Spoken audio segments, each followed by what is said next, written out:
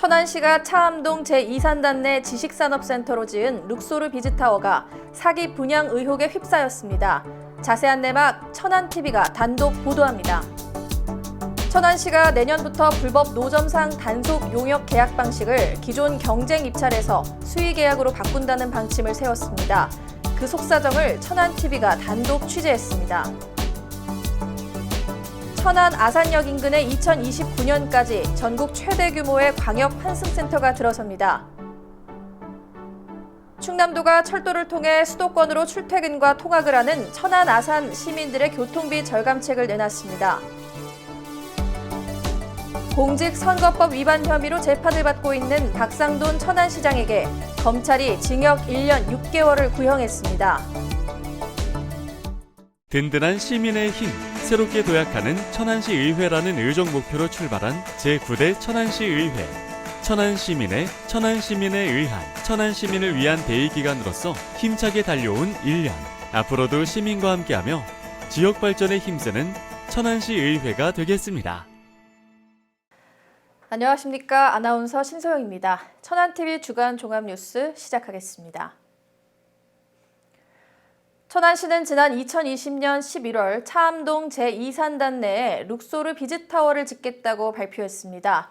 당시 천안시는 제조 지식산업 기업체 100여 개가 입주해 일자리 창출과 제2산단 활성화에 기여할 것이라고 기대했고, 분양업자들은 이를 부각하며 선분양자를 끌어모았습니다. 하지만 현실은 달랐고 선분양자들은 대출을 끌어와 중도금을 갚는 처지로 전락했습니다. 지유석 기자가 단독 보도합니다. 천안시가 밝힌 룩소르 비즈타워 건축 규모는 지하 1층, 지상 12층, 연면적 63,134제곱미터 규모였고 지난 5월 준공 허가가 났습니다. 이에 대해 선분양자들은 중간에 분양 대행업자들이 허위 과장 광고로 투자를 유치했다고 주장합니다. 선분양자들은 이들이 계약금 10%, 중도금 무이자 등의 조건을 내세우며 분양 계약을 유도했다는데 한목소리를 냈습니다. 게다가 천안시가 비즈타워 건축을 발표한 점 등도 투자자들을 유혹했습니다. 그러나 현실은 달랐습니다. 현재 비즈타워 곳곳에 매매를 알리는 전단이 붙어 있습니다. 무엇보다 교통편이 광고와는 다른 데다 좁은 진입도로 등 입지 조건도 좋지 않았습니다. 곳곳에선 부실공사 흔적마저 보였습니다. 기자는 지난 10월 이곳을 찾았는데 엘리베이터 문 상단 LED 표시 등이 떨어져 나가 있었고 엘리베이터 곳곳엔 하자봇으로 공지하는 안내문이 붙어 있었습니다. 입주가 여의치 않으면서 선분양자들은 대출을 받아 중도금을 내는 처지로 전락했습니다. 이에 일부 선분양자들은 계약 해지를 요청하고 나섰지만 시행사는 불가하다고 맞서는 중입니다. 문제의 핵심은 룩소르 비즈센터가 지식산업센터로 지어진 건물이라는 점입니다. 산업직접법 제28조 5항은 입주시설을 제조업, 지식기반산업, 그 밖에 대통령령으로 정하는 사업을 운영하기 위한 시설로 제한해 놓고 있습니다. 피해를 호소하는 선분양자 대부분은 제조업과 무관한 가정주부입니다. 이들은 대행업자가 계약을 유도할 때 아무런 공지를 하지 않았다고 주장합니다. 이거는 이제 산업단지지만 시청이랑 이렇게 하기 때문에 저희한테 그랬어요. 피 이거 그냥 받으면 피 붙여서 뭐 얼마 붙여갖고 팔아주겠다. 그 부동산 하는 사람이 그냥 대행사에서 일하는 사람이 그렇게 얘기를 했었거든요. 반면 시행사는 입주업종, 자격 등을 충분히 설명했다고 맞서고 있습니다. 그리고 오히려 이들이 시행사에 피해를 입히고 있다는 입장입니다. 저희가 해지를 안 해주겠다는 게 아니에요. 저희가 해지를 안 해주는 게 아니고 아까도 말씀드렸다시피 이제 공사 비용이라든지 비용 관련 정산 문제들이 있기 때문에 그 정산 문제들이 해결이 되어야 이분들에 대해서 뭐 계약을 해지 처리를 저희도 이제 검토를 하고 어느 수준 어떤 부분까지 뭐 그런 걸 검토를 해야 되는 거죠. 근데 단순히 그냥 이분들은 저희 이제 입주 개시 일부터 나 못하겠다, 돈 빼줘라, 너네 지금 잘못했고 사기 분양했다 계속 억측을 하고 계시는 분들이 지금 남으신 분들이 거의 대부분이시거든요. 그러니까 저희 시행사 입장에서 보신다 그러면 그분들은 약속을 안 지키시는 분들, 투기를 목적으로 시행사한테 피해를 입히시는 분이라고 볼 수도 있는 거죠. 저희 입장에서 본다고 하면은. 이번 사태에 대해 천안시는 개인과 민간 사업자가 문제라며 한발 물러서고 있습니다. 그러나 선분양자들은 천안시가 적극적으로 관리 감독만 했어도 이런 사태가 벌어지지 않았을 것이라며 천안시를 비판하고 나섰습니다. 천안TV 지우성입니다. 천안시는 그간 용역업체를 정해 불법 노점상 단속을 실시했습니다. 용역업체는 경쟁 입찰로 선정해왔지만 천안시가 내년부터 특정 단체와 수의 계약을 맺고 불법 노점상 단속 용역을 맡기기로 방침을 바꾸기로 했습니다. 이 같은 사실이 알려지면서 기존 업체들은 반발하고 나섰는데요. 자세한 내막 최영민 기자가 알아봤습니다. 천안시가 그동안 불법 노점상 단속 용역 시 진행했던 경쟁 입찰 방식에서 특정 단체와의 수의 계약 방식으로 계약 방식을 변경하면서 기존 업체에 불만을 사고 있습니다. 천안시 동남구와 서북구는 다가올 새해부터 특수임무 유공자회와 불법 노점상 단속 용역 계약을 수의 계약 방식으로 체결할 예정입니다. 이미 이들은 아산 등 충남도 내 6개 기초 지자체를 통해 비슷한 방식으로 용역 계약을 체결한 후 활동 중입니다. 이들에 대한 계약은 특수임무 유공자 예우 및 단체 설립에 관한 법률에 의해 진행된다고 관계당국은 설명하고 있습니다. 단속에 있어서의 효율성 측면에서 이들과 함께하는 게 더 효과적이라는 이유도 함께 설명합니다. 공개 입찰보다는 수의 계약 쪽이 더 경쟁력이 있고 또 저희가 단속 업무 추진하는 데 있어서 더 효과적으로 또 할 수 있다고 판단해서 저희 수의 계약으로 돌렸습니다. 노동상 쪽에 좀 워낙 기존에 저희 공개 입찰로 들어온 업체로는 좀 감당이 안 돼서 조금 이렇게 그쪽의 업무에 좀 전문적으로 하는 저기 단체가 있거든요. 그래서 그렇게 하게 됐습니다. 그러나 이를 놓고 반발하는 의견도 적지 않습니다. 기존 경쟁 입찰 방식으로 용역 입찰에 참여했던 약 30-40개 업체들이 바로 그들입니다. 이들은 특수임무 유공자회에게만 수의계약 방식으로 용역을 주는 것은 정당하지 않으며 기존 업체들과 함께 경쟁 입찰에 참여해야 한다고 주장합니다. 근데 저희가 만약에 입찰을 봐서 저희가 들 수도 있는 거고 다른 업체가 들 수도 있는데 그런 업체들은 1년 동안 어떻게 보면 이게 1년 동안 이제 관리하는 이 입찰이다 보니까 그 1년 동안 이 입찰을 이제 바라보고 이제 있는 업체들인데 이게 이제 예를 들어서 동남구청이라든지 서북구청 같은 천안에서 특수임무 유공자회가 더 잘한다느니 그런 거는 솔직히 딱히 없거든요. 불법 단속 용역이라는 거는 누구나 이제 할 수 있는 부분이잖아요. 네. 이제 어떻게 보면 이제 그 지역구에 이제 좀 그 시장이나 그 현황 같은 걸 이제 잘 아는 지역 주민도 이제 저희가 채용을 해서 하는 부분인데 당사자격인 특수임무 유공자회 측은 기존에 일을 하던 근로자들에 대한 고용 승계를 진행할 예정이며 자신들이 잘할 수 있는 일인 만큼 최선을 다할 것임을 다짐했습니다. 저희 정말 열심히 할 겁니다. 그리고 입찰과 수의에 어떠한 공무원들 부담스럽지 않게끔 이 수의를 전문 업무를 보는 우리와 같은 단체가 왜 이들한테 수의를 줬는지를 몸소 보여드리겠습니다. 새롭게 이 사업을 진행하게 될 특수임무 유공자회가 앞으로 어떤 모습으로 시민들에게 다가갈지 주목됩니다. 천안TV 최영민입니다. 충청남도는 KTX 천안 아산역에 광역 복합 환승센터 건립을 추진하겠다고 밝혔습니다. 오는 2029년까지 민간 자본 8,700억 원을 유치해 전국 최대 규모의 철도 환승시설과 쇼핑 숙박시설을 짓겠다는 게 이번 건립 계획의 핵심 뼈대입니다. 충남도는 광역 복합 환승센터를 성공적으로 추진하기 위해 천안시, 아산시, 한국철도공사, 국가철도공단 등과 업무 협약을 맺었습니다. 이현자 기자가 관련 내용 보도합니다. 2029년 KTX 천안 아산역에 전국 최대 규모의 광역 복합 환승센터가 들어섭니다. 충남도는 지난 13일 천안 아산 상생협력센터에서 김태흠 도지사 및 강의업 대도시권 광역교통위원장, 한문천 한국철도공사 사장 등이 참석한 가운데 KTX 천안 아산역 광역 복합 환승센터 지속 가능한 구축 모델 마련을 위한 업무 협약을 체결했습니다. 충남도는 2026년 착공 후 2029년 준공을 목표로 잡고 추정 사업비 8,693억 원은 전액 민간 자본을 유치한다는 계획입니다. KTX 천안 아산역은 비수도권 중 유일하게 KTX와 SRT, 일반 철도, 수도권 전철 등이 정차하며 수도권과 비수도권을 연결하는 철도 교통 요지입니다. 2019년 기준 하루 이용객은 24,872명으로 전국 고속철도 56개 역사 중 8번째로 많습니다. 부지 규모는 KTX 천안 아산역 동서특 유휴지 66,942평방미터이며 계획상 건축 연면적 47만 8,152평방미터는 전국에서 현재 가동하거나 추진 중인 광역복합환승센터 가운데 가장 넓은 것으로 나타났습니다. 천안 아산역은 연간 800만 명이 이용 중인 철도 교통 허브입니다. 이곳에 광역 환승센터를 건립하면 파리, 라데팡스처럼 광역교통의 허브이자 지역의 새로운 랜드마크가 될 것입니다.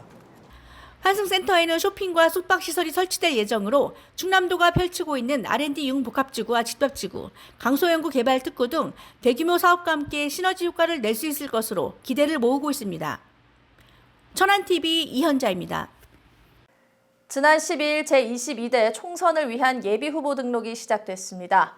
천안에서도 미리 준비를 마친 일부 후보들이 발빠른 행보를 이어가며 유권자들을 만나기 시작했는데요. 최영민 기자가 이들을 만나봤습니다. 제22대 총선에 나설 후보군들이 움직이기 시작했습니다. 천안의 가불병 새 지역구에 출마를 앞둔 후보군들은 유권자들에게 자신들을 알리기 위해 속속 예비후보 등록을 진행하면서 본격적인 선거운동에 뛰어들었습니다. 천안에서 제일 먼저 등록을 마친 후보는 국민의힘 신진영 예비후보였습니다. 대통령실 행정관을 지낸 그는 그간의 행정 경험과 정치 경험을 바탕으로 열심히 뛰겠다는 각오를 다졌습니다. 오늘 22대 국회의원 총선의 천안병 선거구로 예비후보 등록을 하게 되었습니다. 시민 여러분의 기대에 부응하기 위해서 열심히 뛰는 신진영 후보가 되겠습니다. 같은 당의 신범철 예비후보도 천안갑 지역구 예비후보로 등록을 마치고 활동에 돌입했습니다. 21대 총선에서 아쉽게 고배를 마셨던 그는 천안의 100년 대계를 위해 노력하겠다면서 출사표를 던졌습니다. 진실된 마음으로 성실하게 임하며 제 역량을 모두 발휘하겠습니다. 더 나은 대한민국, 천안의 100년 대계를 위해 노력하겠습니다. 더불어민주당 측 인사들도 등록 대열에 가세했습니다. 천안갑 국회의원을 지낸 이규희 천안을 지역위원장을 비롯해 재선 충남도의원을 지냈으며 여성 후보로서 나선 김현 전 충남도의원도 자신의 존재감을 내보였습니다. 윤석열 정부에 들어서 무너지는 민주주의에 대한 회복, 경제 회복을 위해서 반드시 이번에는 우리 국민들이 민주당을 선택할 수 있도록 열심히 뛰겠다. 이런 마음 가지고 선거에 임하고 있습니다. 15일 오후 6시까지 천안 지역 세 지역구에서 예비후보 등록을 마친 사람은 모두 5명으로 나타났습니다. 나머지 유력 지자들도 각 정당과 개인 사정에 따라 등록 대열에 합류할 것으로 보입니다. 천안TV 최영민입니다. 예비후보 등록 첫날인 12일 아산시 선관위엔 김영석 전 해양수산부 장관과 더불어민주당 복기왕 위원장이 나란히 1번과 2번으로 예비후보 등록을 마쳤습니다. 두 예비후보는 서로 고소 고발하지 말자며 두 손을 맞잡았습니다. 지우석 기자가 전합니다. 제22대 국회의원 선거 지역구 예비후보자 등록이 선거 120일 전인 12일 오전 9시를 기해 전국에서 일제히 시작한 가운데 아산에서 국민의힘 김영석 전 해수부 장관과 더불어민주당 충남도당 복기왕 위원장이 나란히 아산시 선관위에 예비후보 등록을 마쳤습니다. 김 전 장관과 복 위원장은 아산갑 출마를 굳힌 상태입니다. 다만 김 전 장관은 최종 후보 확정을 위해선 현 지역구 의원인 이명수 의원과 경합을 벌여야 합니다. 김 전 장관과 복 위원장은 후보 등록 개시 20분 전 선관위에 도착했습니다. 두 예비 후보는 서로의 손을 맞잡으며 화기애애한 분위기를 연출했습니다.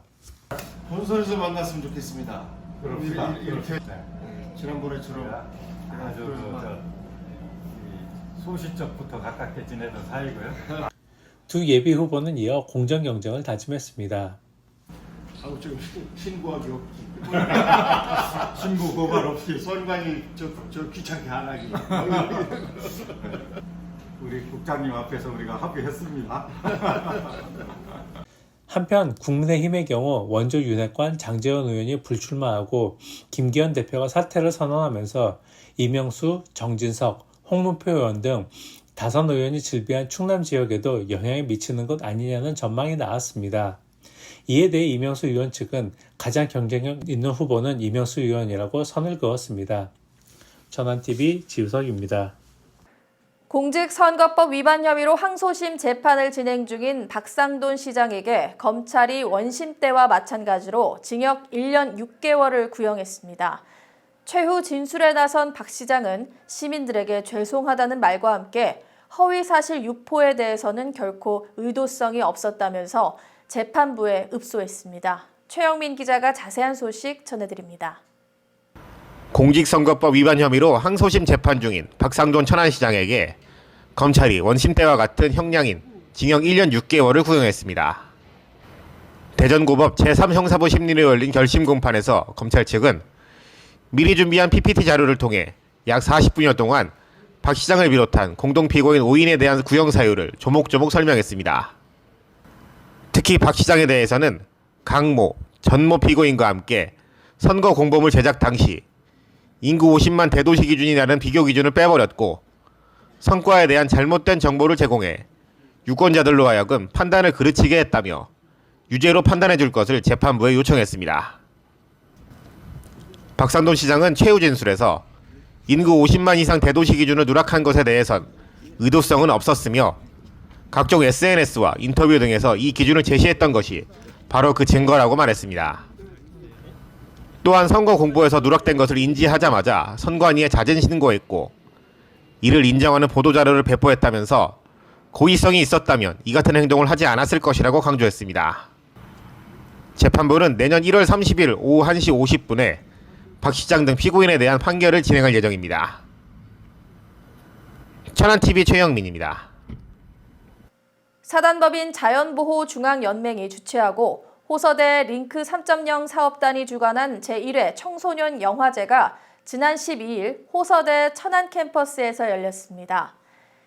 이번 영화제의 대상은 강현빈 학생회 4인이 출품한 우리의 매일, 지구의 내일이 차지했으며 금상에는 Dear My Friend 반작용이라는 작품이 이름을 올렸습니다. 대회를 주관한 자연보호중앙연맹 천안시 협의회 김태화 회장은 이번 영화제가 생명의 소중함을 일깨우는 동시에 환경 보전 실천 의식을 한 단계 높이는 데 중요한 역할을 할 것이라 생각한다며 시민들의 환경 사랑과 녹색 생활 실천이 미래를 위한 작은 변화를 일으키라고 믿는다고 전했습니다. 천안시 감염병 대응센터가 2023 충청권 질병대응센터 감염병 포럼에서 충청권 기초지자체 중 유일하게 질병관리청장상을 수상했습니다.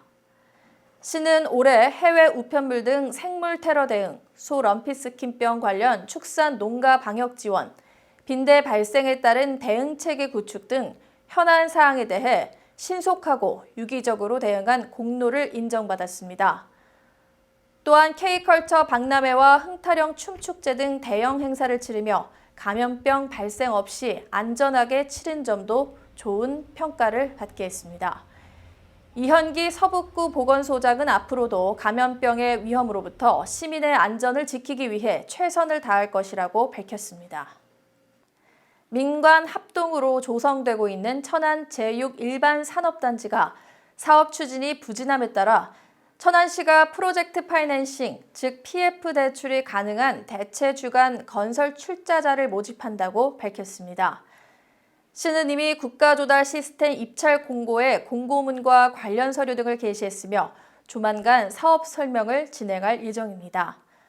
공모에 참여할 업체는 오는 29일까지 참가 의향서를 제출하면 되며 내년 2월 15일에 재원 조달 방안을 중점으로 한 사업 계획서를 제출하면 됩니다.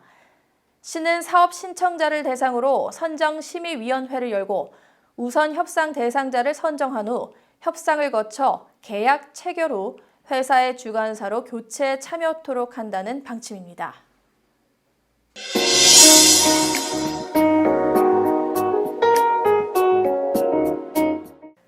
천안TV 초대해서 오늘 이 시간에는 더불어민주당 충남도당 복기왕 위원장님 모셨습니다. 대담에 앞서 시청자 여러분께 알려드립니다. 복 위원장님께서는 지난 12일 제22대 총선 예비후보 등록을 마치셨습니다. 이에 따라 복 위원장님 모시고 선거를 주제로 이야기를 나누려고 했지만 공직선거법 제82조 규정에 따라 이번 대담에서는 정치인 복기왕으로 주제를 바꾸려고 합니다. 선거 관련 대담은 인터넷판에 실을 예정이니까요. 독자 여러분께서는 인터넷판 인터뷰도 함께 해주시기 바랍니다. 안녕하세요. 안녕하세요. 위원장님 반갑습니다. 반갑습니다. 저희 스튜디오에 처음 찾아오신 거죠? 네, 이 천안 지하상가에 이렇게 예쁘게 꾸며진 스튜디오가 네. 있는 줄 몰랐습니다. 알았으면 진작 왔을 텐데요. 아담하고 어떠 예쁘지 않습니까? 아주 이쁩니다. 자주 찾아와 주시기 바랍니다. 불러주시면 언제든지 달려오겠습니다. 일단 처음으로 질문 먼저 드리도록 하겠습니다. 네. 가장 먼저 이제 근황을 좀 여쭙고 싶은데요. 근황이지만 일단 4년 전에 총선에서 안타깝게 패배를 하시고 이후에도 굉장히 다양한 활동을 펼치셨잖아요. 간략하게 말씀해 주시기는 좀 어렵겠지만 그래도 지난 시간 어떻게 보내셨는지 한 말씀 부탁드리겠습니다.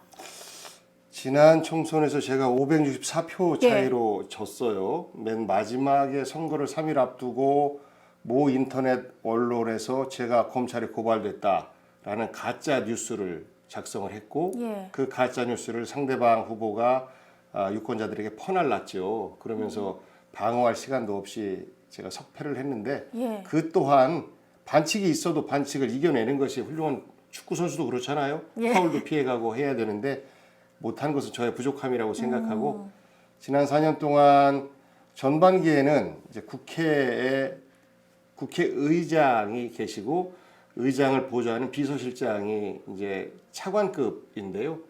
그 비서실장으로 1년 반 동안 근무를 했습니다. 그러면서 이번 21대 국회에 사실상 전반기에 대한 여야의 어떤 갈등을 조율하고 국회 일정을 짜고 하는 것들을 실무적으로 제가 좀 총괄을 해서 일을 뭐 정신없이 했던 기간이었었고요. 그 다음에 대통령 선거가 있었죠.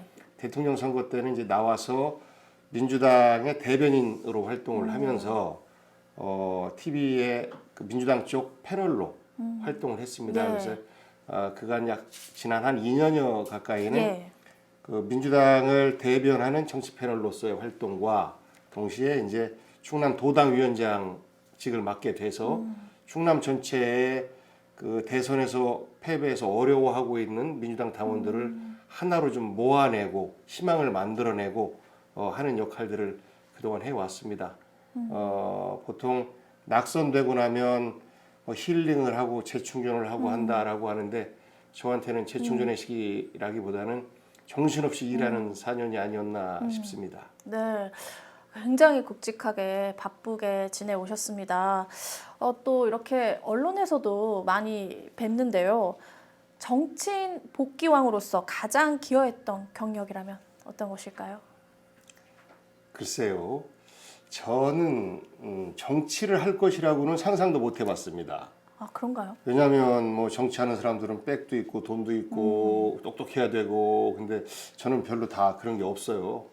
다만 노무현이라는 정치인에게 열광했던 청년, 그 청년이 내 고향 아산에서 노무현 대통령을 선거운동 해줄 사람이 없다라는 말을 듣고 안타까워서 그래도 제가 이제 그 당시에 청년단체 주요 임원으로 활동을 했었고 해서 저를 지역에 가서 노무현 대통령을 도와주는 역할을 했으면 어떻겠느냐라는 제안에 저는 그것이 정치인 줄도 모르고 덜커덕 시작을 했던 거죠. 그래서 저 개인한테 가장 많이 남는 그 어떤 정치의 시작은 노무현 대통령 아산시 선거대책위원장 이것이 저한테는 가장 많이 남는 그 역할이었던 것 같습니다. 그로부터 시작해서 이게 이제 정치의 시작이 됐고 그 다음에 이제 17대 국회에 당선을 했는데 제가 이제 선거 경험이 미숙하다 보니까 조금 전에 선거법 뭐 이런 말씀하셨잖아요. 그거에 대해서 정말 미세한 것들에 대한 부주의함 때문에 제가 임기를 다 못 채웠습니다. 예. 그러면 보통 이제 또 정치를 떠나는데 노무현 대통령께서 서거하시고 예. 그 다음에 노무현 대통령이 현직에 있을 때 왜 평가를 못 받았는가 생각해 보니까 서울시장, 충남도지사, 제가 살고 있는 아산시장까지 모두가 다 다른 당 소속 단체장들이었어요. 국정에서 어떤 성과를 내도 그것에 대해서 비판하고 오히려 좋은 성과는 그 단체장의 성과로 좀 변질되어 가는 이런 것들을 보면서 지방자치에 대한 열정을 많이 갖고 계셨던 그 노무현 대통령의 유지를 좀 받들어서 2010년도에 국회의원이 아닌 이제 시장으로 도전을 하게 됐고 그때 또 우리 시민들께서 당선을 또 시켜주셔서 8년 동안 아산시장으로서 정확히는 뭐 7년 반 조금 넘는 그 기간인데요. 열심히 일했고 보람이 있었던 시간 그러면 아마 제가 나중에 어떤 정치를 한다 할지라도 그 8년간의 시장으로서 일했던 그 기간만큼 보람 있는 시간은 다시 찾기가 어렵지 않겠나 싶습니다. 정말 열심히 일했었습니다. 정말 단계를 밟아서 복귀한 위원장님 이름처럼 계속해서 이렇게 정말 정치를 성장하면서 걸어오신 것 같습니다. 복 위원장님께서 말씀해 주신 것처럼 아산시장을 지내시기도 했는데요. 그런데 민산 8기 박경기 아산시장 출범 이후에 아산시정을 우려하는 목소리가 굉장히 높습니다. 위원장님 견해 궁금합니다. 안타깝죠. 속상합니다. 저는 벌써 이제 전전임 시장이 됐는데 제가 살고 있는 지역의 시장이 일을 잘한다라는 평가를 들으면 괜히 좋아요. 저의 칭찬인 것처럼 느껴지기도 하고 그런데 그렇지 않으면 속상합니다. 그렇다고 해서 전임 시장이 뭐 대놓고 이래라 저래라 이거 잘못했다 이거 뭐 어렵죠. 이거 잘했다 이렇게 하는 것도 예의가 아닌 것 같고 해서 정말 말도 많이 참고 표현도 자제하고 했었는데 이번에는 조금 심하다라는 생각이 들어요. 많이 심한 거죠. 충청도에서 조금 심하다라고 하는 것은 많이 심하다라고 하는 건데 기본적으로 시장은 과거 독재 시대 때의 대통령이 아니에요. 자기 마음대로 하는 게 아닙니다. 그러니까 주민들의 대표예요. 그 대표와 함께 일을 하라고 대표 혼자서 혹시 어떤 오류나 실수를 범하지 말라고 의원들을 뽑는 거 아니겠습니까? 이들과 소통을 하면서 또 때때로는 시민들과 직접 소통도 해가면서 그들이 원하는 바가 무엇인지 그들이 원하는 바를 우리는 구체적으로 생활정치로 어떻게 구현할 것인지 라는 고민을 해야 되는데 지금은 불통이다라는 이야기를 듣는 것이 그런 과정이 별로 안 보입니다. 단적으로 교육경비 지원에 대한 어떤 예산이 있었는데 본인이 예산을 세우고 의회에서 다 심의 의결까지 했는데 지나다 보니까 이 예산은 별로 마음에 안 드는 거예요. 그러다 보니까 집행을 안 해요.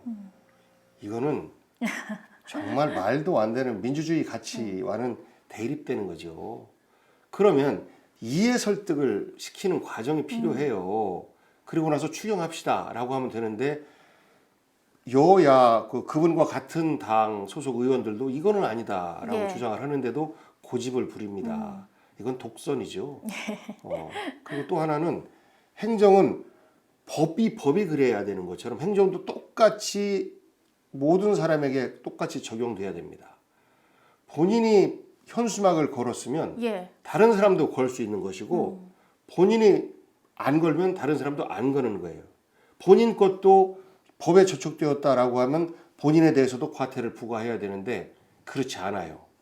그러다 보니까 야 이거 옛날 독재 시대 때 내 맘대로 행정이다 이런 비판도 받고 있어서 아산시 정도 규모가 되는 시에서 어떻게 이런 행정을 할 수가 있나 좀 답답하고 안타깝고 지금이라도 저는 소통의 자세로 좀 더 겸손하게 그리고 행정은 모든 사람들에게 공정하게 이런 태도로 좀 바꿔나가기를 저는 기대합니다. 참 안타까운 말씀 전해 들었는데요. 이제 잠깐 중앙 정치로 좀 시선을 돌려보려고 합니다.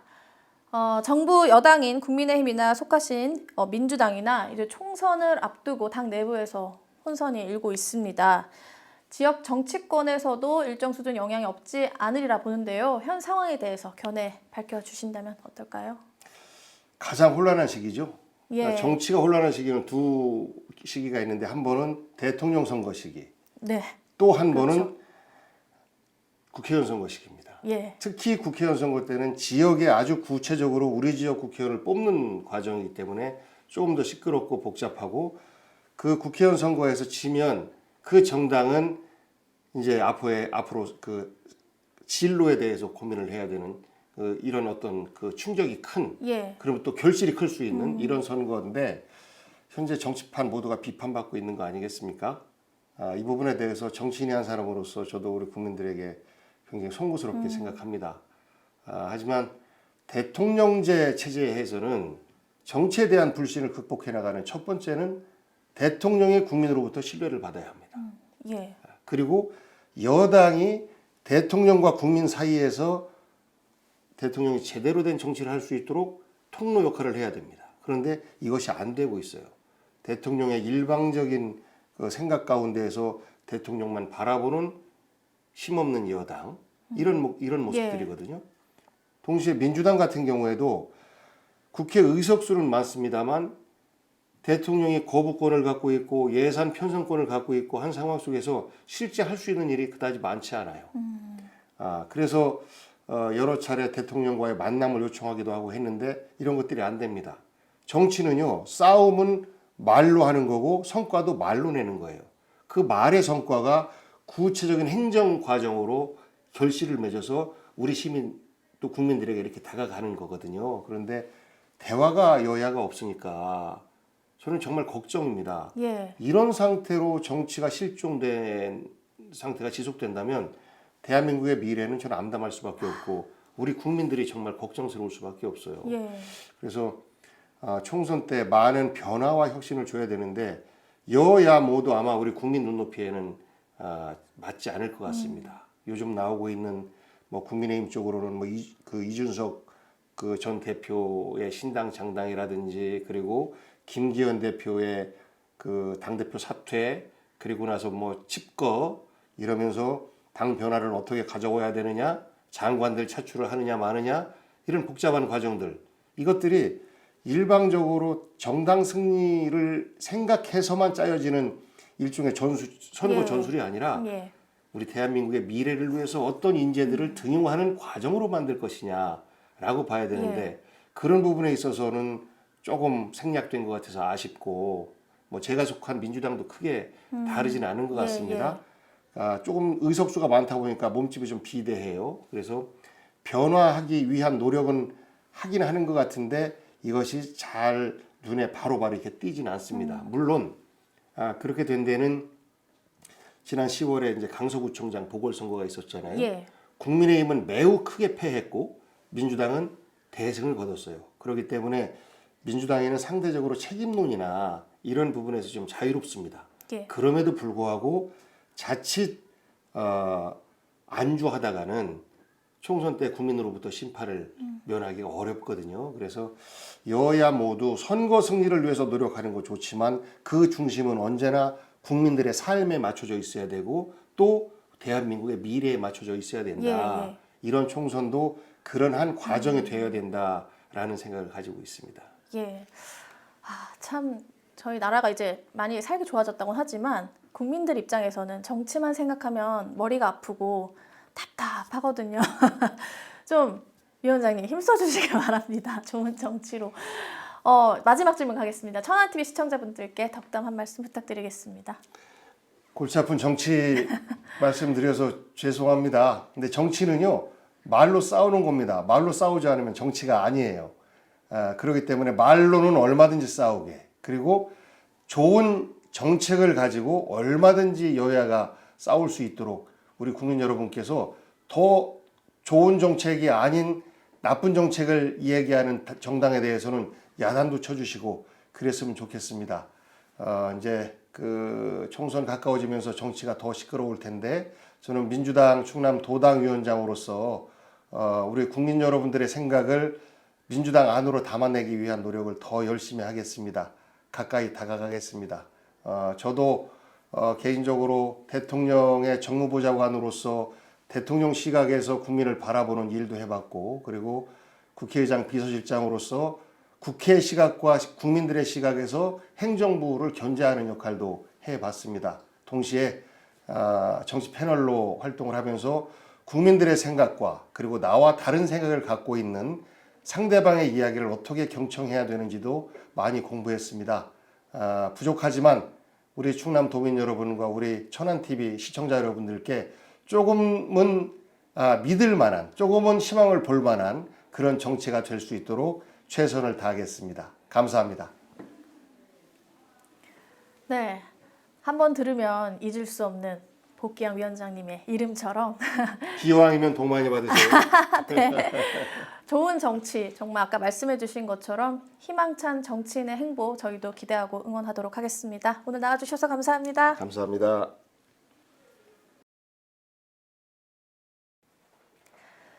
어느덧 2023년도 2주 남짓 남았습니다. 그리고 오늘 올해 마지막 앵커 브리핑을 시작하려 합니다. 연말이면 늘 다사다난이란 수식어로 한 해를 요약합니다. 그런데 2023년은 정말 다사다난 그 자체였습니다. 앵커 브리핑은 미세먼지를 올해 첫 주제로 올렸습니다. 1월 첫 주말 미세먼지는 천안 등 충남 전역을 뒤덮었고, 이에 대해 앵커 브리핑은 기후위기의 징후라고 진단했습니다. 기후위기는 여전히 진행형입니다. 11월 말 한동안 잠잠하던 미세먼지가 다시금 천안 하늘을 뿌옇게 뒤덮었습니다. 여기에 12월엔 중국발 오염물질이 서풍을 타고 충남권을 덮쳤습니다. 여기에 지난주엔 여름철 장마를 방불케 하는 폭우가 쏟아졌습니다.